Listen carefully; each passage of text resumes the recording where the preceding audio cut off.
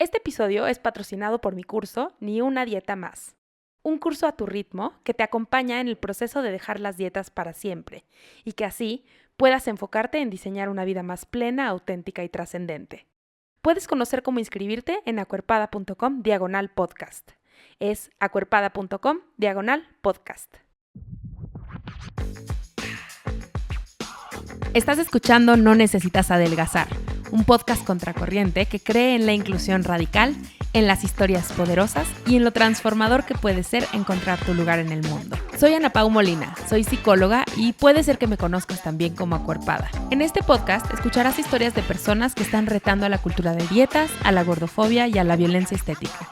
Espero que te sirvan como recordatorio de que puedes vivir una vida plena, auténtica y trascendente sin perder un solo gramo de peso. Hola, hoy llego con una nueva entrevista del otro lado del Atlántico. Hoy tengo aquí en No Necesitas Adelgazar a Oyirum. Oyirum es una mujer deconstruida desde la necesidad de encontrarse en un mundo que le grita que ni es deseable ni es útil. Por eso mismo ella es y reivindica su derecho a ser orgullosamente gorda, tullida y bisexual. No saben lo increíble que fue esta conversación con Oyirum, que espero que ustedes disfruten muchísimo, que aprendamos y que critiquemos incluso el activismo gordo que conocemos hoy. De verdad agradezco mucho a Oyirum por haberse tomado el tiempo de entrevistarse conmigo. Y pues bueno, sin más, les dejo mi conversación con Oyirum. Queridos, estoy hoy con una persona que yo no puedo creer, me siento de nuevo con una famosa, creo que No Necesitas Adelgazar me lleva a muchos sitios donde nunca creí estar y estoy hoy aquí en la mesa con Oyirum. Hola Oyirum, bienvenida a No Necesitas Adelgazar. Hola, Jo, qué guay. Estoy súper contenta de estar aquí y para mí es un honor, Jolín, que me contactaras y me pidieras para hablar hoy en tu podcast, porque además es que ya solamente el título, es que solamente ya lo que se habla dentro, pero solamente el título es que ya es necesario que se sepa. De acuerdo, totalmente. Y yo creo que, mira, creo que vamos avanzando por la vida y no nos damos cuenta, pero ya eres una señora muy famosa. Estuviste en las terceras jornadas contra la gordofobia en Canarias. Tú sí eres muy famosa y muy Jolín, importante para el activismo gordo y por eso me encanta que estés aquí. Jolín, no me digas las cosas que luego yo también tengo un equito de diva Lo sé y me porque lo te creo. sigo. Lo sé porque te No. sigo. Me encanta que estés aquí y porque además te decía antes de que empezáramos a grabar que yo, pues claro que hago mi investigación y así antes de tener una invitada y todas las entrevistas que he escuchado que te han hecho ha sido como muy importante para mí lo que tienes que decir, porque se entrecruzan muchos activismos en tu vida y no me parece que o sea, me gusta mucho esta forma en la que no jerarquizas ninguna de tus luchas y que al mismo tiempo, pues, has experimentado muchas cosas y entonces eso te permite tener una mirada como muy sensible hacia miles de cosas, ¿no? Entonces, me gustaría que me platicaras un poquito de tu historia con tu cuerpo, con la relación con tu cuerpo y también con estas otras identidades que has ido encontrando, porque yo me imagino que no eras una activista antigordofobia desde siempre, ¿no? No, para nada, para nada. Yo definiría como la evolución y mi relación con el cuerpo como confusa y cambiante. Ok, Y creo que sería como el título para empezar. Y yo nací con una hermana melliza. Yo tengo una hermana melliza no discapacitada y ha tenido, bueno, pues como todos los cuerpos han cambiado y ha tenido etapas, pero mayoritariamente delgada además, muy canónica, muy guapa. Y, y pues claro, ser mellizas yo bueno, de alguna manera siempre me he comparado. Pero sí que es verdad que yo siempre he vivido como en un poco una burbuja, sobre todo la primera etapa, la infancia, una burbuja como de felicidad y de ir a mi rollo. Se ve, yo, a mí de pequeña me tuvieron que llevar al logopeda porque hablaba mal, que es algo que suele pasar además en mellizos. Y el diagnóstico fue exceso de confianza. Yo, según la logopeda, yo pues ya consideraba que hablaba bien y que los demás ya se esforzarían en entenderme, que yo porque tenía que hacer ese esfuerzo. O sea, me parece como muy remarcable de cómo era yo de pequeña, ¿sabes? Y luego, con el input, con lo que recibía del mundo, ¿sabes? Viéndome reflejada en el resto de miradas, fue cambiando esa autoestima con la que yo empecé, ¿sabes? Entonces ya cuando empezó mi etapa de confusión y de no comprender, yo cuando era pequeña primero fui discapacitada y la gordura vino más tarde. Y luego el salir del armario como bisexual aún más tarde. Así que lo primero fue la discapacidad. Y caminaba mal. Yo caminaba y luego lo dejé de hacer porque es una enfermedad degenerativa. Pero claro, yo recordaba que se me acercaban niños pequeños, pues del primaria, del parvularios, ¿por qué caminas mal? Y yo, porque tengo una enfermedad, pero no lo entendía. O sea, no sabía lo que era enfermedad, lo que era discapacidad. Respondía eso porque es lo que tocaba y punto. Y luego ya sí que lo entendí. Y luego empezó mi lucha de no comprender mmm, por qué estaba enferma, si yo no me sentía enferma. Entonces ya decía, no, yo no estoy enferma, es como llevar gafas. A ver, sí que ojalá fuera como llevar gafas, pero implica unas opresiones y sufrimientos que no es como llevar gafas. Y entonces ya justo cuando empezaba con esa comprensión, empezaba también con la gordura. Entonces empezaban también mis comentarios gordófobos, los que recibía, mi gordofobia internalizada, mi miedo a engordar, el trauma con los bikinis, que me acuerdo mi hermana se ponía bikinis y yo bañador, o, ¿sabes?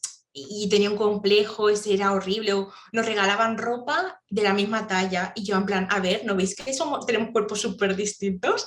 Esos traumas, entonces empecé a construir todo eso, y para mí que alguien nombrara de rasquis que estaba gorda o que había engordado es que suponía llorar mucho, porque yo quería ser como el resto, y era como, esto es lo hablo muchas veces, de que es como que la gente te anima a que destaques, a que cambies, pero dentro de los márgenes que a la sociedad le parecen adecuados y que son bien para el capitalismo y la productividad. Cuando despuntas porque tienes un cuerpo disidente, porque tienes unas capacidades disidentes, una orientación, un género disidente, ya te dicen, ay, no, no me gusta.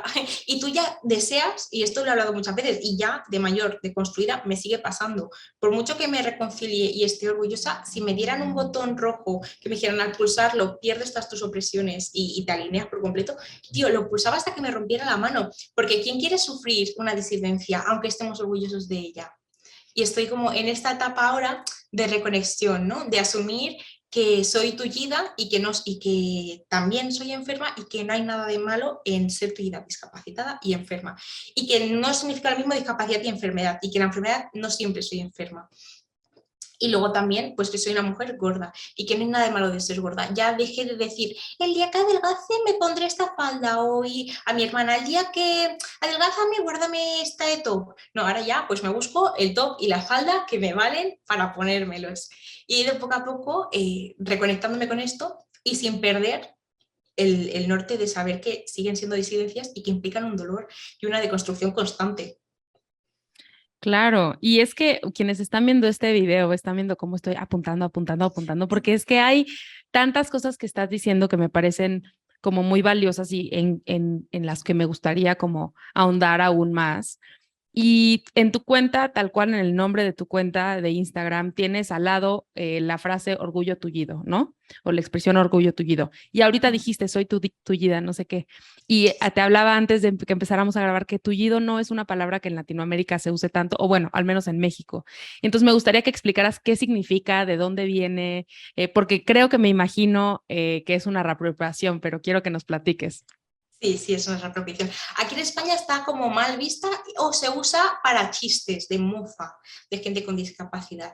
Y tullido es algo roto, ¿no? Algo que se ha estropeado, que está Me mal, que tiene imagino que una... es como aquí en México es lisiado, ¿no? Sí, sí, sí, Ujú. sinónimo, sí, es sinónimo. Ok, Y de hecho podría haber utilizado sí, el lisiado, que aquí también se utiliza mucho, ok. pero tullido me daba como más fuerza, se te llena más la boca, parece. Y pues bueno, era una reapropiación, sí. Pasa con la discapacidad que, bueno, esto lo he trabajado hace poco en mi trabajo final de grado, pero llevamos 60 años de estudios sociológicos y todavía no podemos definir lo que es la discapacidad. Porque es un Ujú. concepto cambiante y que evoluciona, entonces tampoco podemos nombrarla, porque también ha evolucionado la afinidad de las personas con diferentes términos. Y yo he sido muy radical con el término discapacidad y en contra del de diversidad funcional. Ok. He estado una temporada muy radical con eso, pero me he relajado. Ahora ¿Puedes soy menos explicar un radical. poco más de eso? Me encantaría que nos Sí, platicaras tu postura. sí, pues me pasa una amiga activista anticapacitista, que es la caña, Ichi Guerra, hablaba de que, bueno, que la discapacidad bueno, esto no lo dice Itchy, es también parte de la teoría del modelo radical, pero yo lo aprendí a través de ella.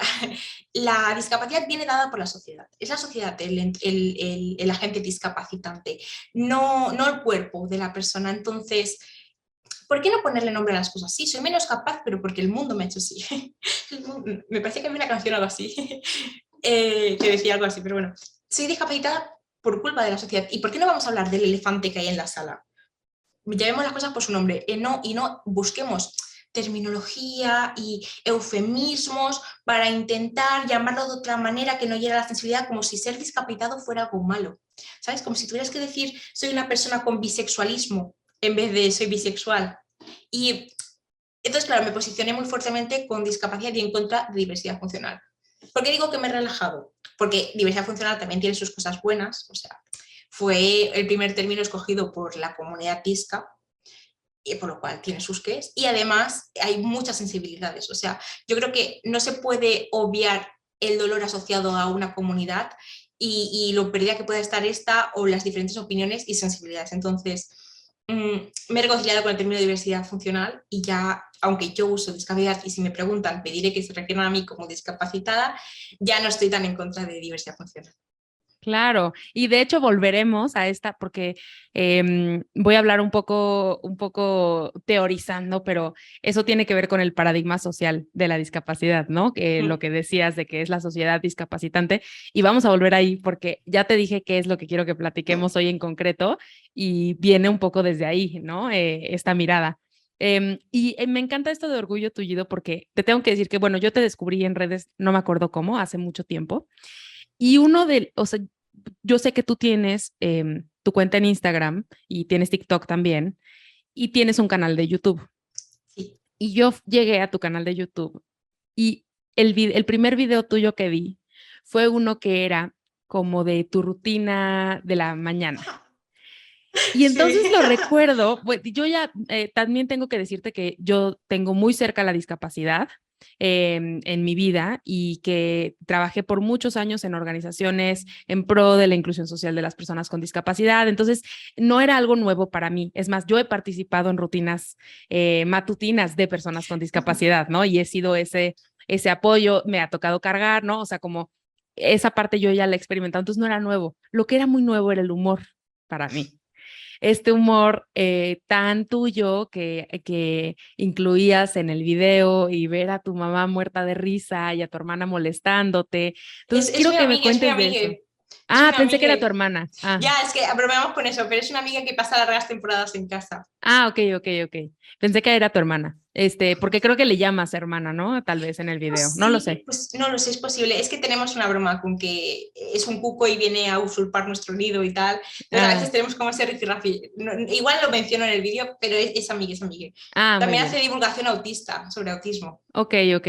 Y quiero que nos platiques un poco de esta parte del humor, porque creo que muchas veces, como decías hace rato, bueno, esto me lo dijiste antes de grabar, ya me acordé, pero como esta visión hacia la discapacidad, que este podcast no se trata sobre la discapacidad, pero creo que también puede usarse esta herramienta para la gordura.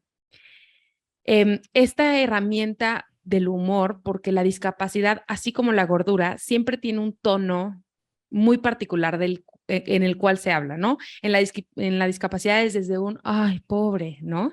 Y en la gordura es hasta desde asco o desde enojo, como tiene unas tonalidades muy claras. Y el humor que Mm, tú tienes me parece como un cambio bien interesante. Y no sé si nos puedes platicar un poco de eso. sí.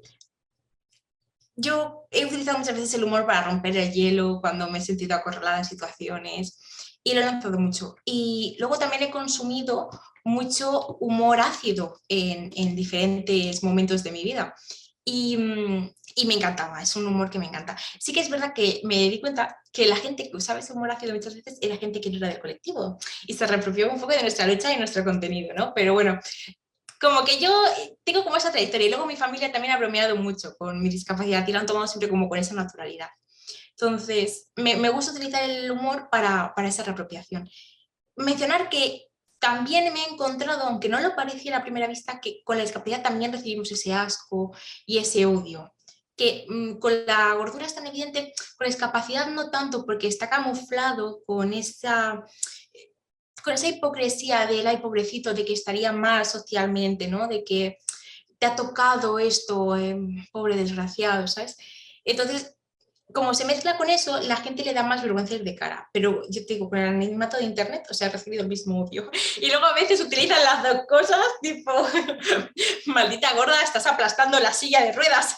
Ya lo mezclan. Entonces es como, también está. Y yo me valgo muchas veces del humor y también hago como una mezcla rara de la vulnerabilidad y el humor.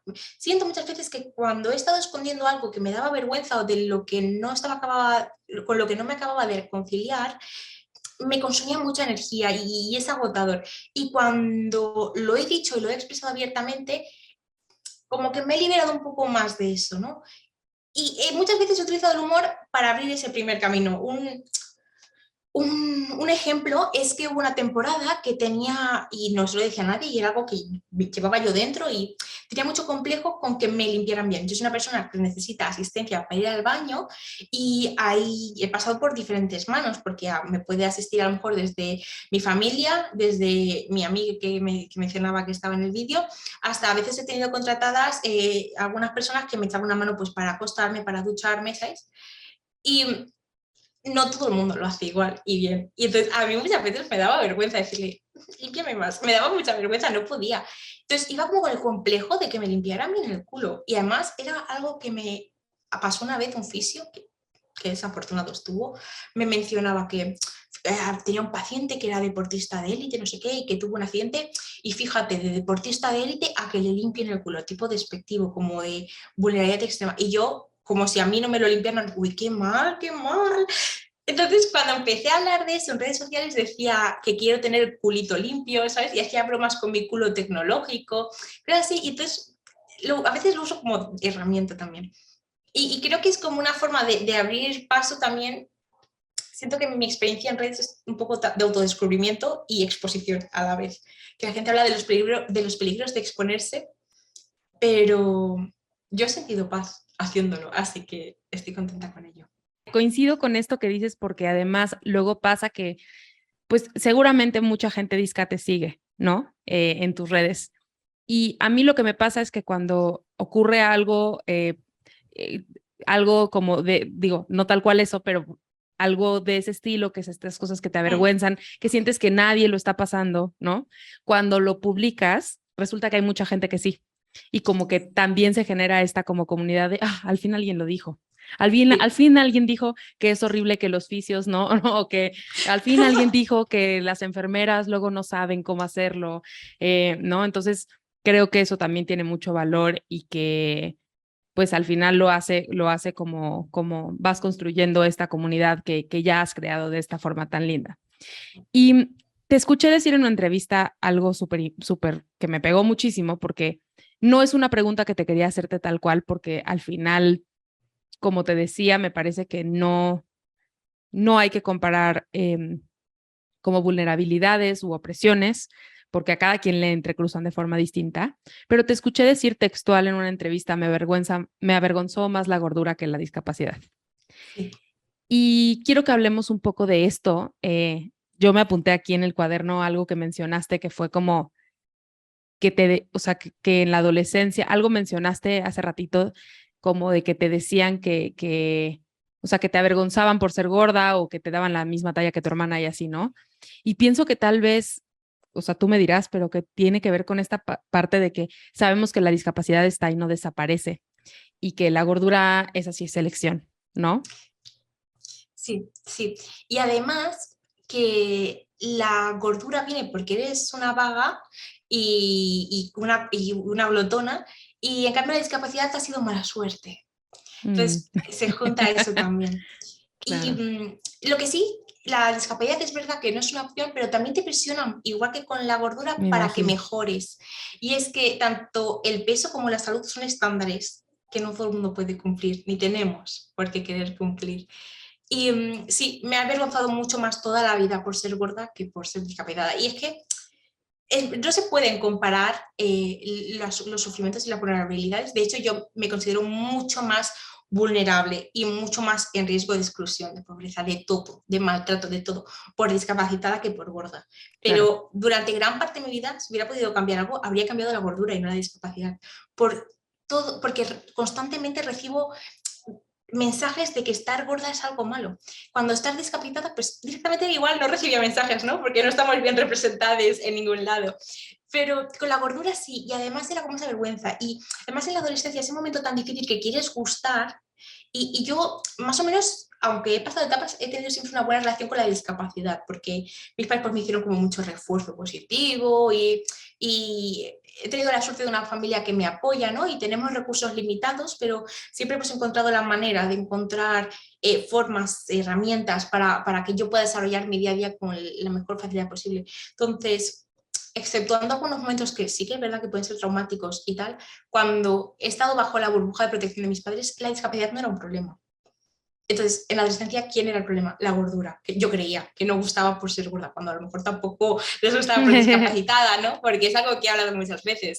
En el imaginario popular, si no se te ve, tampoco se te desea, ¿sabes? La gente fantasea con la rubia o la morena, pero no con la discapacitada. Y hay gente que fantasea con la gorda, pero se lo calla. Pero con la discapacidad tampoco se oye. Claro.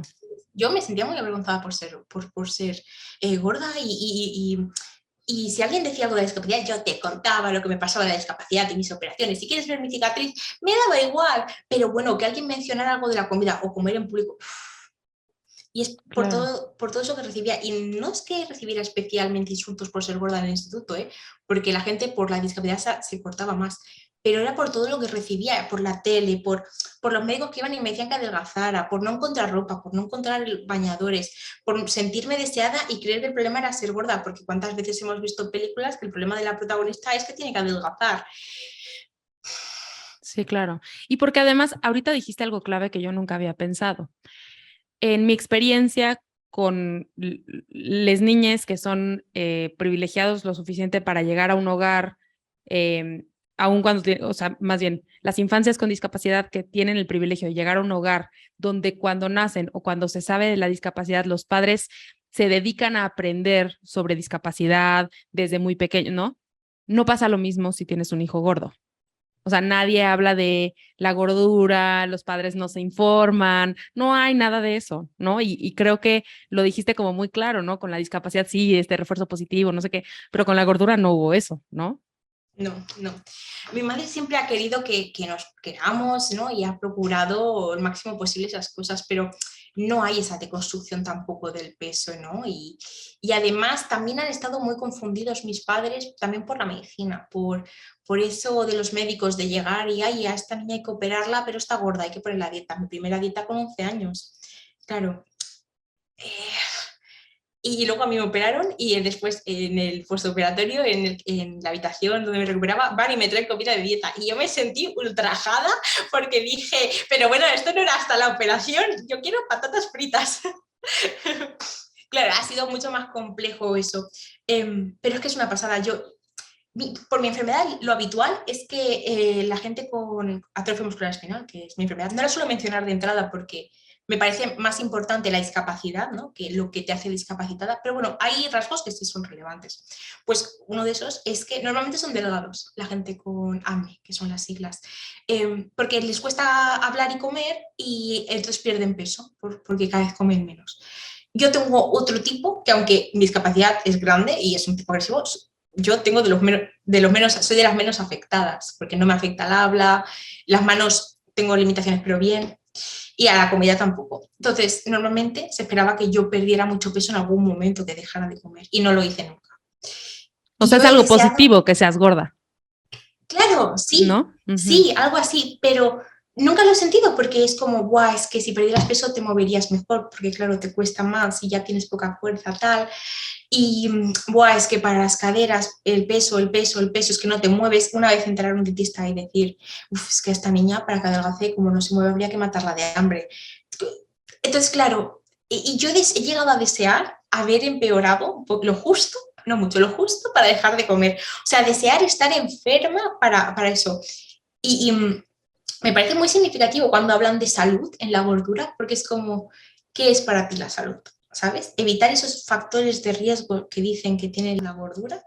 Es que ni la gordura tiene factores de riesgo. Es a partir de tal IMC, que el IMC es una escala que no vale nada, pero bueno. Criticar el IMC y los términos de obesidad y gordura ya sería otro mundo, pero Sí.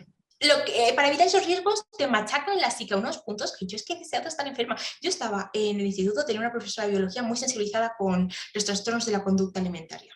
Aviso de trigger warning, de aviso Sí. de contenido traumático que voy a mencionar ahora por si a alguien le desencadena Sáltense algo. 30 segundos de esta entrevista. Sí. Estaba mi profesora de biología hablándonos de trastornos de la conducta alimentaria, de bulimia, de anorexia y tal, tipo factores de riesgo, no sé qué, lo malo que es, se adelgaza, se pierde proteínas, se da ahí daño hepático. Y yo apuntándome los factores de riesgo para ver si los cumplía, para ver si podía serlo. Y de intentar en algún momento de mi vida provocarme el vómito para intentar encajar en eso y ser delgada, porque como sabía que no podía dejar de comer, pues a ver si así. Y me parece tan enfermizo, tan horrible, que cuando luego me hablan de salud en la gordura pienso, no, mira, es Sí. que da igual que se compruebe, es que me daría igual que se comprobara y fuera universal y aceptable y no tuviera ningún pero, el IMC que fuera real, que todo lo que dicen de la gordura es un riesgo y fuera real. Imagínate que sí, que la gordura es sinónimo de morirse, que no lo es, pero imagínate que sí. Es que me da igual, porque lo estáis enfocando tan mal que nos estáis enfermando más. O sea, cállate, porque si no voy a discutir que tengas razón, pero es que si la tuvieras, lo estás haciendo tan mal que me estás deseando enfermar para esto.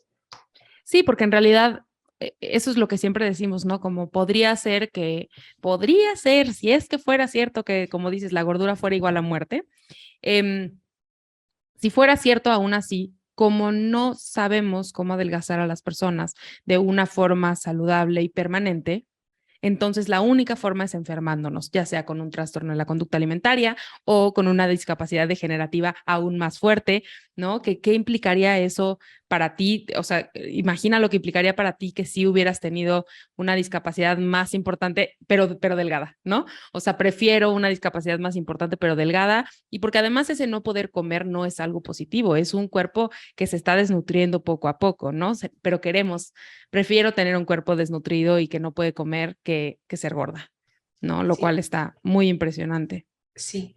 Sí, coincido. Y quiero volver un poco eh, a este tema central que quería platicar contigo y quiero explicarle primero a las personas que nos escuchan y que nos ven, que existe un debate hoy en la población gorda, sobre todo, que yo escuché la conferencia que escuché hoy en la mañana era de una abogada. Entonces, ella hablaba solo en función de si este debate favorece o no a las personas gordas en la lucha legal, por ejemplo, por empleo. Em, que ahora diré qué fue lo que dijo ella, ¿no? Qué interesante. Sí, pero bueno, el debate es si la gordura se debería considerar una discapacidad o no. Y Oyirum hablaba al principio de la entrevista de la sociedad discapacitante y no sé si pudieras explicar un poco más a profundidad a qué se refiere eso, o sea, dónde se encuentra la discapacidad en esa relación. Para responder a tu pregunta, doy un paso atrás y explico los modelos de la discapacidad. Ujú. Y además del religioso, ¿no? Que sería como el más primigenio, ¿no? El de ha sido un castigo divino o algo así. Además, una vez pasado ese, llega el modelo médico. La discapacidad es un problema en el cuerpo que tiene algunos fallos, por lo tanto, hay que intentar curarlo para que sea un cuerpo normal, un cuerpo canónico. Después de eso viene ya el modelo social y el radical que dicen, bueno, pues el cuerpo está estupendamente, el problema es la sociedad. Una vez nos ponemos aquí, la discapacidad es un resultado del entorno y es un resultado de tu capacidad, discapacidad, es un resultado de tu capacidad para poder amoldarte a lo que espera de ti esa sociedad que te dice tienes que hacer esto, esto y esto para vivir, para trabajar, para tener pareja, para cumplir estos objetivos que son los deseables, que es que no hay que olvidar que el contexto de la sociedad es el que nos da el contexto de todo, que ya metiéndonos en filosofía. Pero es que es eso, entonces tu capacidad para moldarte a, a eso que te requieren o no hacerlo sería lo que sería la discapacidad. El modelo radical, una de las cosas que habla es de la autodeterminación. Somos uno de los pocos colectivos, no voy a decir el único porque no estoy del todo segura, pero así a voz de pronto, que yo no piense, creo que el único, que no nos autodeterminamos. O sea, no nos tienen que dar un papel que certifique que soy discapacitada. Y lo decide un médico, un organizador, que luego además te mienten, porque yo en una enfermedad degenerativa mejoré según unos papeles porque así el gobierno me pagaba menos subvención y hicieron una cosa rara y ahora daba menos porcentaje cuando había empeorado. Pero bueno, te tienen que dar un papel. Y entonces, Claro, la nadie te da un discapacidad, papel de, ya, claro, toma, eres bisexual, ¿no? O sea, claro, no, eso nadie. lo dices tú. Eso eres una mujer, nadie te dice eres una mujer, ¿sabes? Naces, te dicen, y tiene vagina, es una mujer, y luego tú decides si lo eres, ¿no? En plan, luego lo ves con tu Sí. identidad de género, pero es algo como que ya tú dices, pero la discapacidad no. Entonces, hay como un límite, ¿no? Entonces, ¿qué sería discapacidad? ¿Ser gordo sería una discapacidad? Yo creo que lo tiene que valorar la persona. Si tu gordura, tu cuerpo, te imposibilita hacer cosas diarias, por entrar en un coche con normalidad, o te limita a salir de casa, el ir al cine, el desplazarte por tu ciudad o incluso el encontrar trabajo, yo creo que se podría hablar de cierto grado de discapacidad, pero, pero para eso habría que desestigmatizar la discapacidad y la enfermedad, porque nos enfrascamos en la lucha de no estamos enfermas, no somos discapacitadas, nada. Y la pregunta sería, ¿y qué cambiaría si fuera así? En plan, no cambia nada. A mí hace poco me han diagnosticado con TDAH, trastorno... Ujú.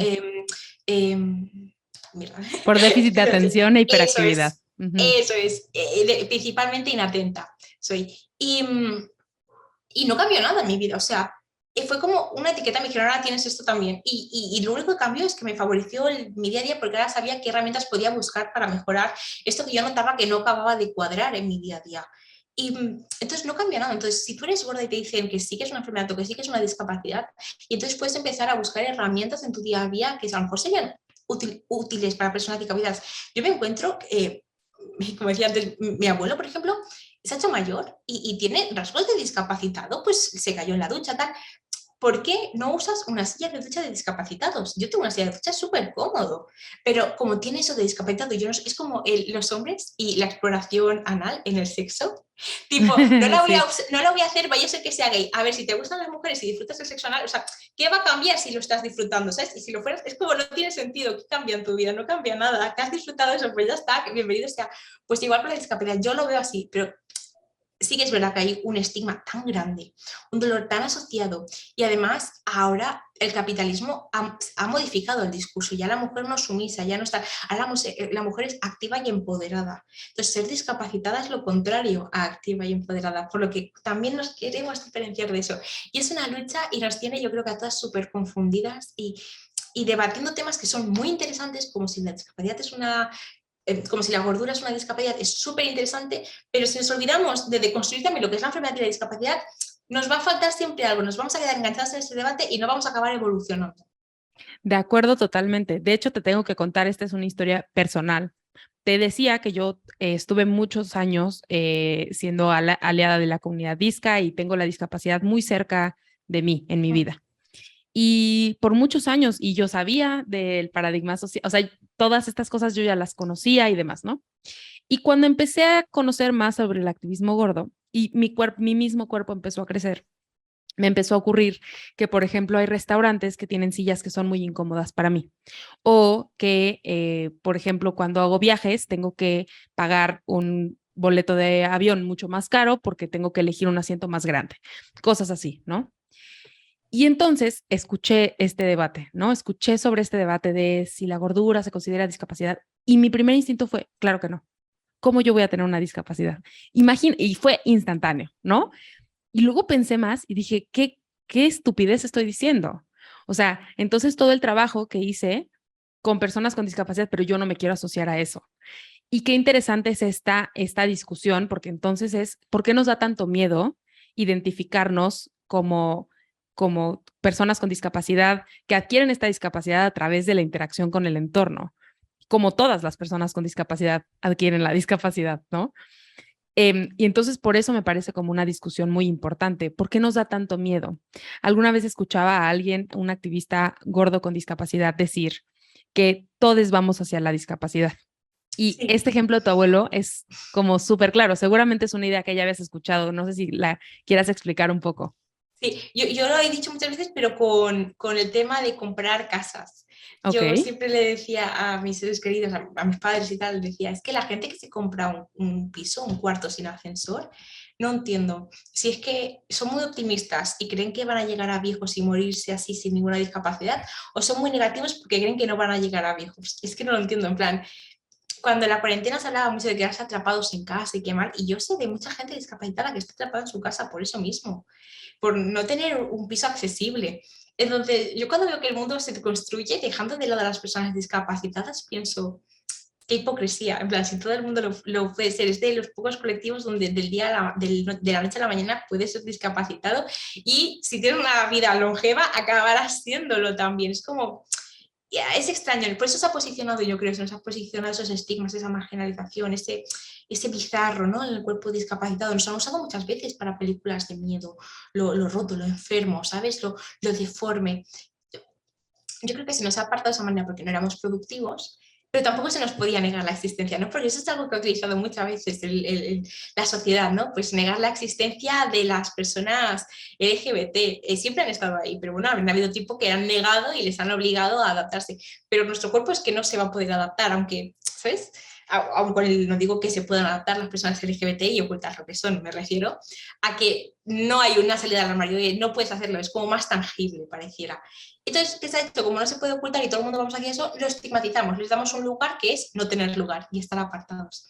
Y claro, pues yo por eso entiendo y empatizo con ese no querer ser discapacitado, porque es que la misma palabra, es que yo tengo recuerdos de estar a lo mejor, ver a un cuerpo discapacitado, ¿no? Y que por tener un aparato de transferencias que yo no tenía o que no usaba y ver lo que lo usaban y darme como sensación rara, como desagradable esto, igual tenía yo 6 años, pero era como, uff, como que qué discapacitado, tipo, qué extraño, ¿no? No me gustaría verme ahí.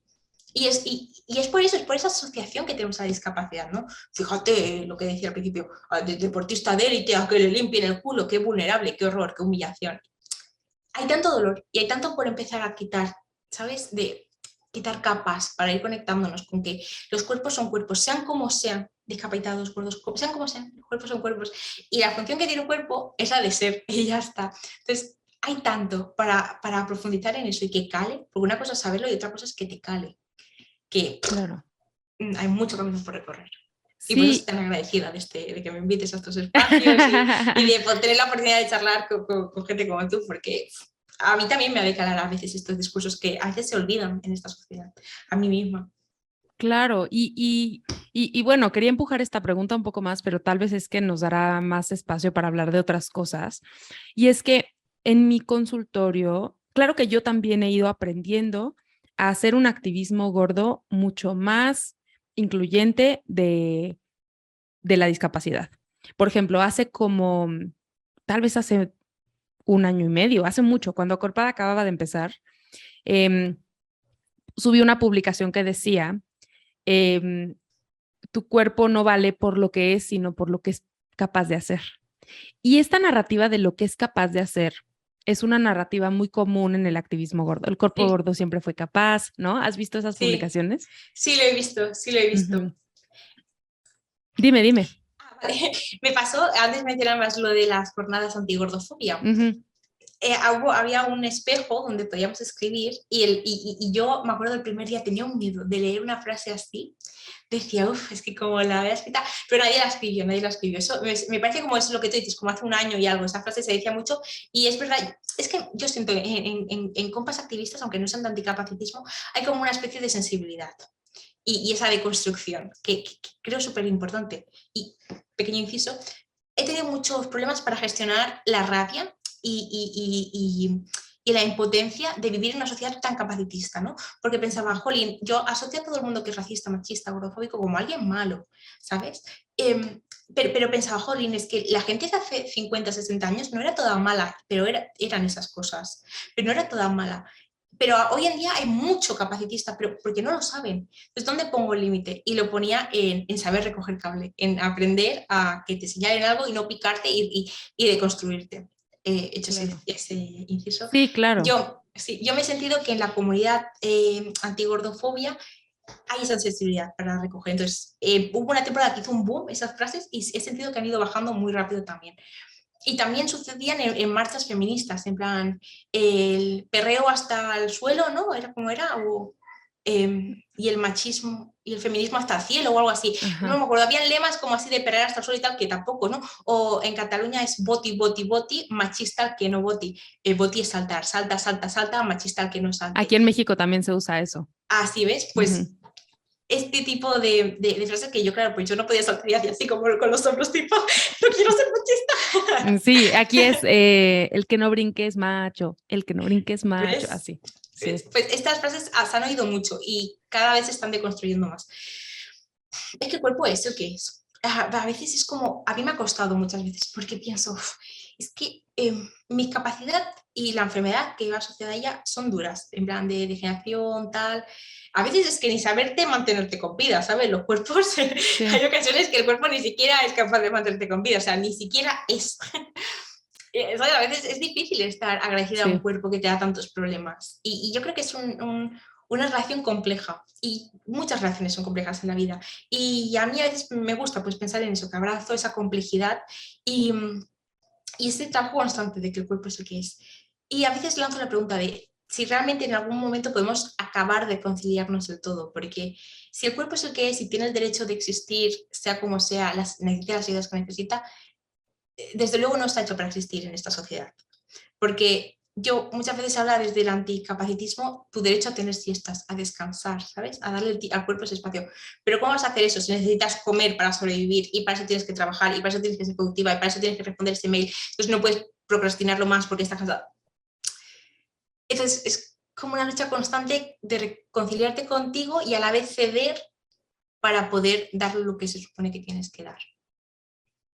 Wow, qué fuerte esto que dices de que a la vez el cuerpo no, como que no, nunca va a poder existir bien. Me parece muy radical ese pensamiento, pero lo comparto, ¿no? Como creo que el capitalismo es un sistema que no funciona, que solo hace, o sea, ahora que hay tanta discusión, porque cuando estamos grabando esto, aunque va a salir dentro de mucho, acaba de pasar todo lo de la reina, que eso es otra discusión, pero el capitalismo se me hace casi una monarquía 2.0 en el sentido de que igual hay millonarios que se hacen millonarios a costa de otras personas, ¿no? Igual que la monarquía es millonaria a costa de otras personas y del dolor ajeno y demás. Y entonces me parece como, pues sí, es un sistema que no funciona, pero en el vivo. Y entonces, aunque el podcast, por ejemplo, es Exacto, un medio gratuito, pues yo ofrezco cursos y consultas porque tengo que pagar, ¿no? O exacto, sea, no puedo dar todo gratuito porque necesito comer. exacto, Claro. tal cual. Y creo que, o sea, me gustaría que habláramos, hay mucho miedo en la gordura como camino a la discapacidad. Eso es lo que te iba a decir hace rato.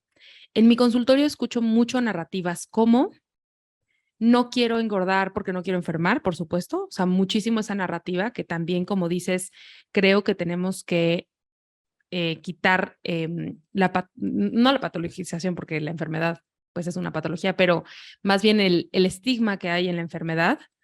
A mí me encanta esto que dices. Yo recuerdo mucho en este trabajo que yo hacía con personas con discapacidad antes, que había esta discusión de, pero es que ¿para qué usamos etiquetas? ¿No? ¿Para qué creamos etiquetas? ¿Para qué hay diagnósticos? Y yo decía, es que un diagnóstico puede salvar una vida. Cuando tenemos un diagnóstico como el de TDAH que tú acabas de adquirir, eso qué paz. Ya sé que tengo esta herramienta o esta herramienta o esta herramienta. Se habla mucho sobre todo con el tema de autismo, ¿no? Que por qué hay una etiqueta para las personas autistas, por qué hay una etiqueta para las personas que están dentro del espectro autista. Y pues es porque ayuda a encontrar herramientas, te ayuda a encontrar una comunidad, un lugar en el mundo, sabes que no eres la única persona que piensa como piensas, eh, y que esas mismas personas te pueden ayudar a navegar un mundo que no está construido para ti, ¿no? Y que es lo mismo que pasa cuando conoces a una comunidad gorda, ¿no? Pero volviendo a lo que me pasa en el consultorio, es que escucho muchas narrativas de, por ejemplo, me lo ponen en los comentarios, es que ya no te vas a poder amarrar las agujetas. Es que, ¿no? Como, es que como no puedo subir una escalera sin cansarme, entonces, pues tengo que adelgazar para corregir, ¿no? Y todas estas narrativas no son solo gordofóbicas, sino que además son capacitistas. Y yo trabajo mucho en el consultorio esta relación con el cuerpo, no desde cómo es hoy, porque de hecho hablo en el consultorio de esto que acabamos de hablar, de la discapacidad puede llegar y si tu aceptación del cuerpo depende de que tu cuerpo como es hoy, pues vas a tener que estarte adaptando todo el tiempo porque tu cuerpo va a cambiar, ¿no? ¿Qué opinas de esto? Yo opino de que, y esto lo digo con conocimiento de causa porque mi enfermedad es degenerativa, se puede abrazar la incertidumbre y se puede convivir bien con ella, con la incertidumbre de no saber qué salud vas a tener mañana. Eso para empezar. Se puede trabajar ese miedo y esa vulnerabilidad ante esa incertidumbre, ¿no? Eso que gasta, es un desgaste mental también y yo creo que a la gente podría impactarle muy negativamente esa vulnerabilidad. Pero primero yo creo que se puede abrazar y convivir con ese de, bueno, pues igual si sigo engordando no voy a poder subir bien las escaleras de mi casa y vivo en un cuarto. Es posible, o sea, es que, a ver, sí, es que es posible, ¿no? En plan, si estás llegando a este extremo, tú nunca has querido pesar lo que pesas, lo has intentado por todos los medios porque la sociedad te ha obligado hasta el punto de que hayas querido probablemente, como me pasó, enfermar para no estar gorda, es probable que no puedas adelgazar o no hacerlo de una forma sana o no hacerlo de forma mantenida. Podría ser que llegaras a un punto, no digo que no. El tema es que la medicina y la salud tienen que ser herramientas. La salud tiene que ser es un estándar y hay que llegar donde se quiera y ver cómo lo gestionamos. Pero la medicina es una herramienta. Mm, de profesión soy científica, seré, bueno, acabo de acabar la carrera, pero no he empezado a trabajar, pero seré científica biomédica. Y nos lo ponen y nos lo pintan tanto en la carrera como a usuarios de medicina, como he sido toda mi vida como enferma, como si fuera una obligación, tipo, tú tienes que hacer esto, ¿no? Tienes que estar lo más sano, ¿no? Te pasa esto, tienes que tomarte esto. No, la medicina tiene que ser una herramienta para estar cómodas con nuestro cuerpo.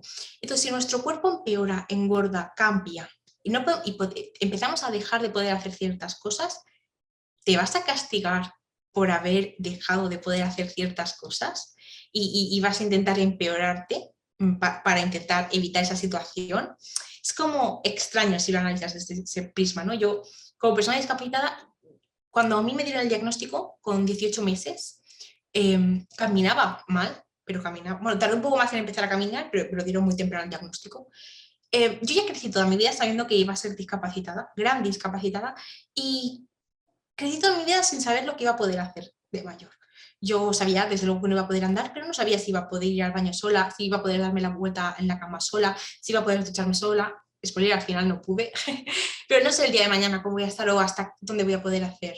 Si el día de mañana me fatigaré hablando, si no, si el tratamiento experimental que me están dando funciona o lo ha parado, si he perdido fuerza porque he ganado peso o en verdad es que el tratamiento no acaba de funcionar. Todas estas cosas son cosas que me pasan en mi día a día y te juro que he llevado 1000 veces mejor que engordar, te lo juro.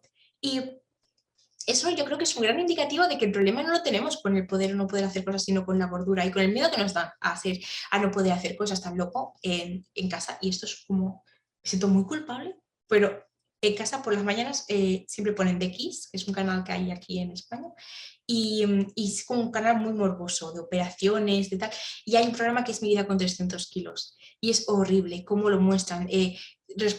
No sé cómo he podido llegar hasta aquí, la discapacidad, ¿no? Soy un monstruo, me tiene que ayudar, no se supone que mi hijo me tuviera que ayudar a hacer tal. Es tan horrible ese programa, es tan todo lo que no debe ser de la discapacidad, es tan culpabilizar a la persona y responsabilizarla de la discapacidad y avergonzarse de la discapacidad y estigmatizarla y eso es lo que no tiene que ser y tú tienes que cambiarlo y es que has llegado hasta este punto por tu culpa. De alguna manera tenemos que reconciliarnos con lo que es la enfermedad, saber que la medicina es una herramienta que podemos utilizar y no hay una imposición, desestigmatizar la discapacidad para poder hacer uso de nuestras herramientas. Jolín, a mí me pasa que para meterme en la piscina tengo que usar una silla que te mete, muy aparatosa, pero bueno, me puedo meter. Y nos pasa, y lo comentaba una vez con una señora mayor allí en la piscina, que hay gente mayor que no puede meterse en el agua porque esas escaleras que usa la gente no disca son infernales y para una persona mayor igual le cuestan. Y yo le decía a esa señora, pues ¿por qué no usa la silla? Está para todo el mundo que necesite usarla. Señora, ay, no, no, no, no, no, no, no, no, no, ¿por qué? Porque es para discapacitados. Tío, pues si te cuesta entrar y salir del agua, usa la silla, usas el ascensor, usas la rampita, usas la silla de ducha. Pero tenemos ese miedo. Entonces, a todo el mundo que, no sé, si pudiera lanzar un mensaje a esa gente de tu consultorio, ¿no? Que tiene esos miedos, yo les diría que el cuerpo va a cambiar siempre y que lo que he hecho yo para prepararme a esa incertidumbre es plantear mi vida en el peor de los escenarios. Yo he intentado buscar y hacer mi vida, la casa sin escaleras, ¿no? Yo planteo mi futuro con eso que tengo tanto miedo de que suceda y que podría o no suceder, pero vamos a prepararnos en vez de girar la cara y fingir que no puede pasar si adelgazo, lo cual tenemos demostrado, hay pruebas de que no es viable. Bueno, abrazar esa incertidumbre, comprender que la vida son cambios y prepararse para ellos conociendo que el problema no es tu cuerpo, sino el entorno. Uf, sí, creo que tocas un punto muy sensible para muchas personas y ese punto es el tema del control. Creemos que verdaderamente si hacemos exactamente lo que se supone que entre comillas tenemos que hacer, vamos a tener control sobre cómo vamos a envejecer, sobre cómo va a estar nuestra movilidad. Si haces ejercicio durante toda la vida, no vas a perder movilidad, si haces no sé qué, y realmente, así como tú hablas de tus abuelos, yo lo he visto en los míos, no hay control. Por más que hagas todos los sudokus del universo, puede ser que tu cabeza decida que al envejecer, pues ya no va a funcionar igual. Y puede ser que pierdas movilidad. Además, como decíamos, la discapacidad se puede adquirir de un día para otro, en un accidente automovilístico, con una enfermedad de pronto, con miles de cosas que pueden ocurrir. Pero además con el tiempo, ¿no? Con el tiempo. Y creo que ese control que la cultura de dietas nos da, falso, pero que nos da como de si yo como lo correcto y me muevo de la forma correcta, voy a evitar todas esas cosas, lo cual no es verdad, No lo es. No ¿no? lo es. Decir que con el tema del control, a mí me pasa que tengo problemas con el control, pero en el sentido del cambio climático, de la vulnerabilidad y de las crisis, porque me siento tan vulnerable en la vida Claro, y es como que pienso, ay, ¿cómo voy a hacer para tenerlo todo bien atado y asegurado? ¿Sabes? Y hubo una noche que al final me dije, mira, voy a dejar de ver noticias sobre el cambio climático y tal, porque yo siempre he pensado que debe estar muy bien informada. Para el activismo, ¿no? Para la construcción. Pero también decir que ha habido momentos en mi vida que he tenido que despegarme de ciertas luchas porque me herían y creo que es legítimo también. No es legítimo, la gente dice, es que hay tantas luchas que no me puedo involucrar tal. Eso no es legítimo, chiqui, porque pues empiezas con una y vas ampliando y poquito a poco. Pero una compa se me acerca y me dice, buah, es que estoy saturada y no puedo más con esta presión o con esto que me ha despertado en mí y necesito un tiempo, pues genial. Pues me pasó con el control y con el cambio climático, porque a mí me pasaba eso que, bueno, pues yo voy a ser discapacitada, gran discapacitada a lo largo de mi vida, esta vulnerabilidad económica, bla, bla, bla. A ver qué puedo hacer para asegurarme el futuro. Y luego el cambio climático, el fin del mundo. sí. Y yo una noche haciendo cálculos, ¿sabes cuántos bidones de agua me cabían en el garaje? Es difícil, o sea, yo es que hablo aquí de reconciliarse, de abrazar la incertidumbre. Es un camino muy largo. Yo siempre he pensado que el activismo a mí me ha salvado. Me ha salvado la vida, o si no la vida, la experiencia en este mundo, porque me siento que hubiera sido muy cohibida, hubiera estado reprimidísima en muchos aspectos. Y el activismo, el analizar que el problema no está en mí, me ha liberado. Pero también es un esfuerzo constante y un desgaste de energía constante, ¿no? Abrazar la vulnerabilidad, aceptarse tal, en un entorno que sabes que no va a ser nunca el ideal. Entonces, poco a poco, Sí. abrazando esa incertidumbre y con esa lucha en la medida en lo que sea posible, pero es esto que también creo que vale la pena, porque a mí creo que me ha salvado. Claro, sí, y creo que mucho tiene que ver en la intro de este podcast decimos que hay mucho valor en encontrar tu lugar en el mundo y eso a lo que se refiere es a encontrar comunidades, lo que hablábamos un poco hace rato de encontrar gente que coincide contigo en la experiencia de vida un poco. Y creo que eso se logra muy bien y que pues tal vez así es como también el activismo ha impactado tu vida y la nuestra. Y sí, para mí era muy importante como tenerte en este podcast y hablar de cómo también, porque que esta es una narrativa que hemos hablado ya como en los feminismos, de cómo no por ser mujer no puede ser opresora, ¿no? Y por ende también cuidar mucho nuestro discurso en la antigordofobia con el tema capacitista, porque es bien Sí, fácil caer en narrativas de, bueno, pero si estás saludable está bien, bueno, pero si sí te puedes mover, bueno, pero no, y entonces también elevamos mucho estas narrativas de una mujer gorda puede hacer todo esto, pero es que, ¿qué tal que no? ¿Qué tal que no puede subir una gran montaña? ¿Qué tal que no puede ni siquiera limpiarse el culo? Y entonces es una gorda menos valiosa y entonces ella no merece ser gorda, ¿no? Tal cual, tal cual. Es que exactamente es eso. Al final, ¿por qué estamos hablando de merece, puedes, tal? Da igual, es que si no puedes, si no te mereces, es que da igual, que no te merezcas nada. Ya estás aquí, ¿por qué vamos a amargar la existencia de alguien? Ya estás aquí, disfruta de estar aquí, ¿sabes? Ojalá vivir en ese paraíso donde no hubiera que trabajar, ¿sabes? Donde pudieras dedicarte a ti, a tu derecho a echarte la siesta. No se puede, pero entre ellos pues hacemos comunidad y nos apoyamos y encontramos nuestro espacio y en él nos podemos liberar un poco. Totalmente de acuerdo. Oye, Irum, ¿te puedes tomar tu tiempo para contestar esta próxima pregunta? Porque sé que siempre es difícil de responder. Además de que no necesitas adelgazar, ¿qué otra cosa te hubiera gustado escuchar en tu adolescencia, tal vez, que fue donde más te pegó este tema, que hubiera ayudado a sanar tu relación con tu cuerpo en este sentido como más pronto? Hmm, y buena la pregunta. Sí. Además de no necesitas adelgazar, hubiera dicho que no necesitas responder a lo que esperan de ti. Yo he sentido durante toda mi adolescencia que mi cuerpo tenía como que responder, ¿no? Pues si no puedo caminar o hacer esto, voy a ser súper lista. O si no enamoro con mi físico, voy a enamorar con lo divertida que soy y lo pispireta.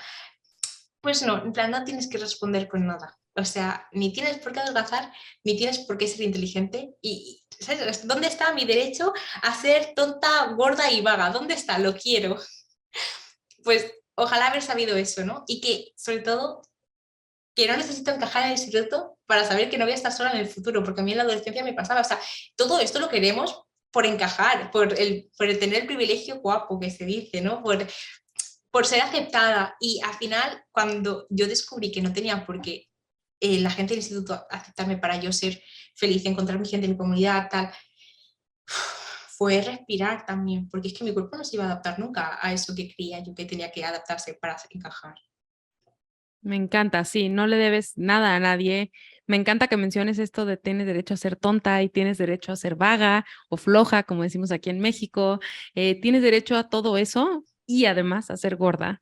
Tienes Sí, derecho a necesitar y pedir ayuda y además sí, ser gorda, ¿no? sí. Entonces, sí, totalmente. Y sí, si alguien nos escucha aquí que tiene la edad de entre 13 y 18 años, eso también pasará. Eso también pasará, eso también pasará, ¿no? Encontrarás tu lugar en otro lado, no tienes que hacerlo en la escuela. Para mí fue catártico el día que me di cuenta que estaba con la gente que quería estar, porque yo siempre he sido muy extrovertida. Entonces yo siempre he querido como estar como con la gente guay y tal, ¿sabes? Y los popos del instituto. Yo quería como que estar con ellos, pero porque había como mucha gente y a mí me gustan los grupos grandes y hablar y tal. Y no podía, entonces yo siempre estaba como con los marginados y tal, y en ellos estaba súper a gusto, encontraba a mis amigos, la verdad, pero una parte de mí como que siempre tenía esa aspiración de querer y no poder. Y una vez en la universidad estaba con mis amigas y pensé, ¿somos las populares de clase? Porque pensé, en la universidad no hay mucho popular, ¿no? Yo sí que era como muy conocida y conocía a mucha gente porque pasaba muchas horas en el campus, pero... Y recuerdo que pensé, pues igual no necesariamente, pero es que no querría estar con otra gente. Y entonces me di cuenta de que todos esos marginados y tal que yo, pues me los he querido con el alma, pero como que siempre había tenido esa esperanza de los populares, me di cuenta que eran mi gente y que me habían hecho mucho más bien y que las conversaciones, el aprendizaje, todo había sido de esto. Y perdí esa parte de encajar, ¿sabes? Porque la gente con la que ya estás es la que ya te quiere tal y como eres, porque tienes que cambiar para encajar más en la gente que ya te quiere. Y a mí ese día hubo un antes y un después. Me encanta, sí. Ya, ¿para qué tienes que cambiar para que te quiera la gente que ya te quiere, no? Sí, totalmente de acuerdo. Oye, Irum, de verdad, esta ha sido una conversación justo como la esperaba y mejor. Qué bien. Sabía que tendríamos ideas bien potentes, mucha reflexión, mucha crítica también al activismo de hoy y a nuestros propios procesos. Tenemos mucho que hacer, mucho, mucho, mucho que hacer desde el activismo Gorde para pues evitar que más niñas, discas o no discas, vuelvan a pasar por lo que pasamos nosotras. Y te quiero preguntar, ¿dónde te puede encontrar la gente para deleitarse con tu humor ácido en redes sociales? Pues me pueden encontrar en prácticamente todas las redes sociales, Instagram, YouTube y TikTok con @oyirum, OYIRUM. Y en Twitter es la única que no, que es la única que el Ojirum me estaba pillado. Y puse Tujirum. De Tullida y Ojirum hice ahí una mezcla. Pero Twitter es una aplicación con la que no estoy del todo reconocida y no pillo el hilo. Así que en verdad las otras tres son donde más me van a ver.